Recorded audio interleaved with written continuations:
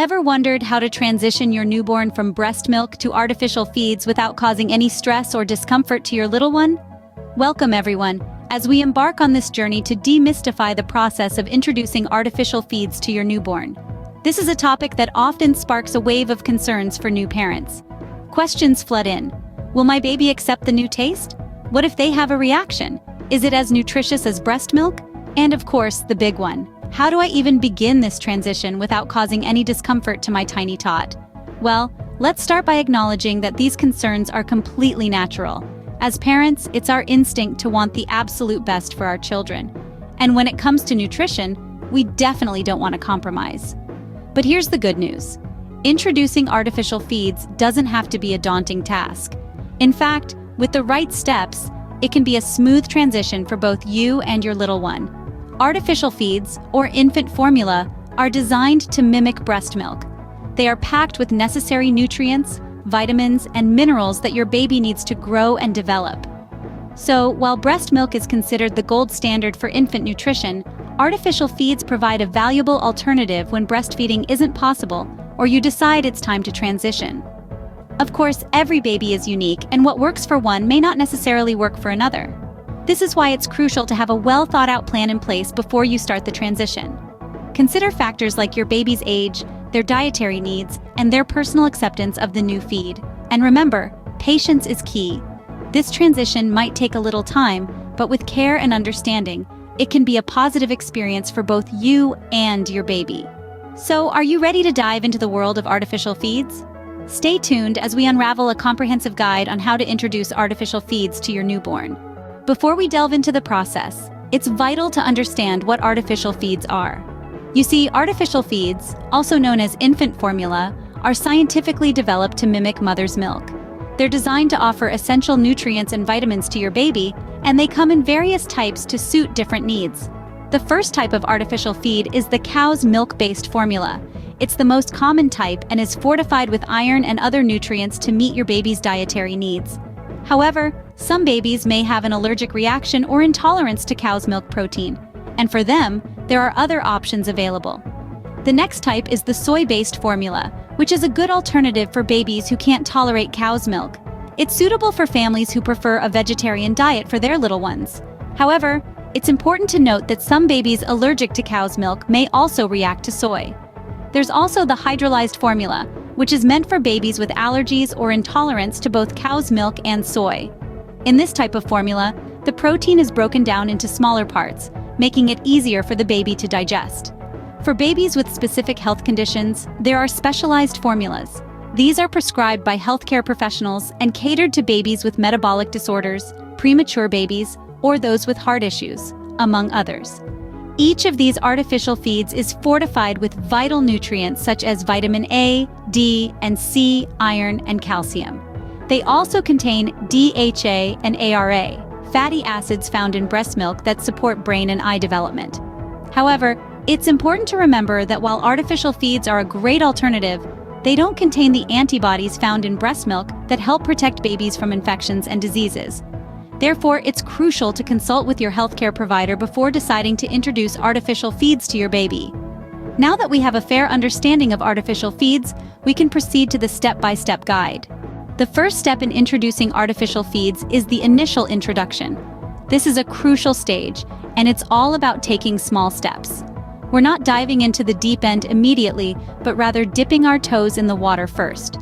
This is because a sudden change from breast milk to artificial feed can be a shock to your baby's digestive system, and we want to avoid causing any discomfort or distress. The process begins by mixing a small quantity of artificial feed into your baby's usual breast milk. The goal here isn't to replace breast milk entirely at this point, but to slowly familiarize your baby with the new taste and texture. This is a gentle way of easing into the transition, allowing your baby's system to adapt gradually. Now, when we say small quantity, we mean just a few spoonfuls. This might seem insignificant, but remember, for your little one, this is a big change. It's important to monitor your baby closely during this period.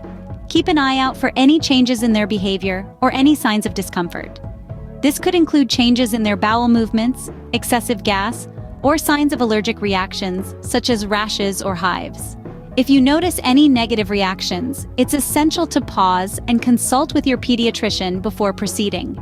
If there are no adverse reactions, you can slowly increase the quantity of artificial feed in the mix over the next few days. Remember, this isn't a race, it's more like a marathon, where pacing is key. The initial introduction phase is all about patience and careful observation. There's no rush to move on to the next step until your baby is completely comfortable with this one. It might take some time, and that's perfectly okay. Every baby is unique, and they all adapt at their own pace. What's important is that your baby is fed, happy, and healthy. Remember, patience is key in this initial phase. You're doing a great job, and with each small step, you're ensuring your baby gets the best possible start in life. Once your baby is comfortable with the taste, it's time to adjust the quantities. You've successfully introduced artificial feeds, and your little one is starting to enjoy this new experience. Now it's time to take the next crucial step, gradually increasing the amount of artificial feed while reducing the quantity of breast milk. Remember, this isn't a race. It's a gentle transition designed to make your baby comfortable and ensure they are getting all the nutrients they need for healthy growth. So, how do you go about it? Start by replacing one breastfeeding session with a bottle feed. Observe how your baby reacts. Are they content or are they still hungry? If they seem satisfied, you're on the right track. If they're still hungry, you may need to slightly increase the amount of artificial feed. But don't rush. It's important to give your baby time to adjust to this new feeding routine. So, instead of making drastic changes, increase the quantity of artificial feed gradually over a few days or even a week. At the same time, you'll want to slowly decrease the quantity of breast milk. Again, observe your baby's reaction. If they seem content with less breast milk and more artificial feed, you're doing great. If not, you may need to slow down a bit, reducing the breast milk more slowly. The key here is observation. Your baby will give you cues. Trust your instincts and adjust as needed. Remember, every baby is different. What works for one baby may not work for another. So don't get disheartened if you need to adjust your approach. Lastly, keep an eye on your baby's weight and general health. If you notice any sudden weight loss or signs of discomfort, it's best to consult with a healthcare professional.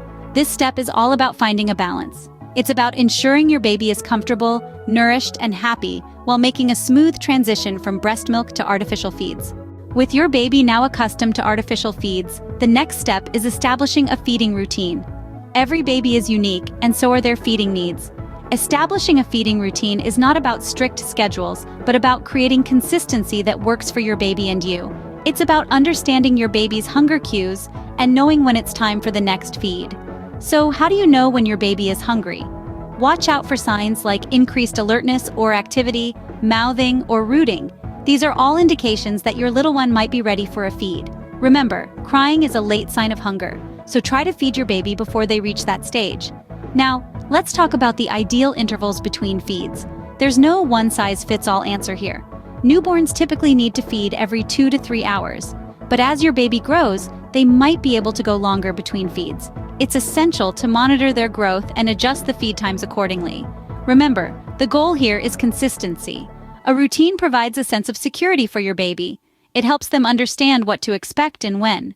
Over time, this routine can help regulate their body clock, leading to better sleep patterns and more predictable hunger pangs. However, it's also important to be flexible. If your baby seems hungry earlier than usual, it's perfectly okay to feed them. Their needs may vary based on factors like growth spurts or changes in activity levels. Also, don't forget to include time for burping in your routine.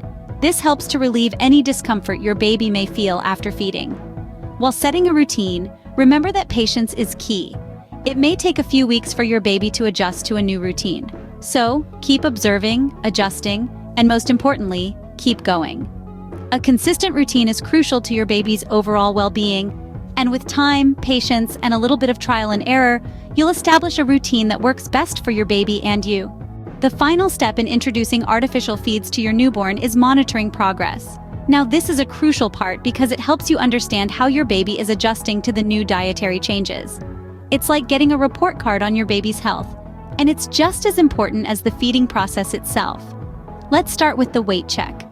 Regular weight checks are essential to ensure your baby is gaining the right amount of weight. This is a direct indicator of whether your baby is getting enough nutrition from the artificial feeds. If you notice any significant changes, it's time to consult your pediatrician. Next up, let's talk about bowel movements. Yes, it might seem a little awkward, but tracking your baby's bowel movements can provide valuable insights into their health. Changes in the frequency, color, and consistency can indicate how well your baby is digesting the artificial feeds. If anything seems out of the ordinary, don't hesitate to reach out to a healthcare professional. Now, monitoring your baby's overall health can seem like a daunting task, but it doesn't have to be. Look for signs of good health like active behavior, regular sleep patterns, and steady growth. If your baby seems unusually fussy, lethargic, or shows signs of discomfort, it could be a sign that they're not adjusting well to the artificial feeds.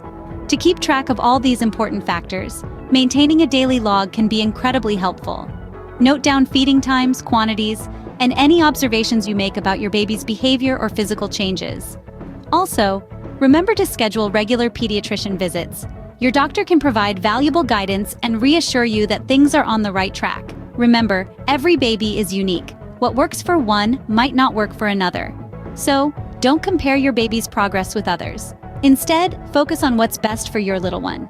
After all, as parents, our ultimate goal is to ensure our babies grow up healthy and happy. Now that we've gone through the steps of introducing artificial feeds, let's quickly recap. First, we discussed the challenge of introducing artificial feeds to your newborn. It's important to remember that it's a process that requires patience and understanding. We broke down what artificial feeds are and why they might be necessary for some families. They're not a replacement for breast milk, but rather a supplement that can be used when breast milk isn't available or sufficient. Next, we moved on to the initial introduction of artificial feeds.